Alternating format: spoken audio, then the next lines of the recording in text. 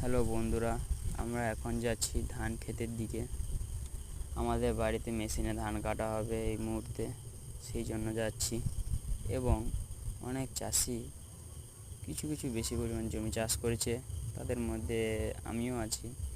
এই যে দেখতে পাচ্ছ মেশিনে ধান কাটছে, কারণ এত রোদ রোদের জন্য চাষিরা বিরক্তই হয়ে পড়ছে, আর ঠিক মতন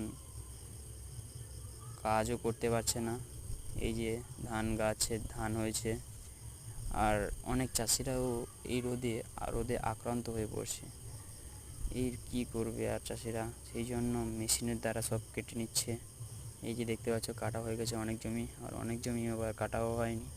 তাদের মধ্যে এই দেখো আমাদের বাড়ির ধান বস্তা, কিছু জমি কাটা হয়েছিল আজকে সকালে। এই যে ধান জমি আমাদের বাড়ি সেখানে। তাই এই যে জমিগুলো দেখাচ্ছি তোমাদের, দেখতে পাচ্ছ।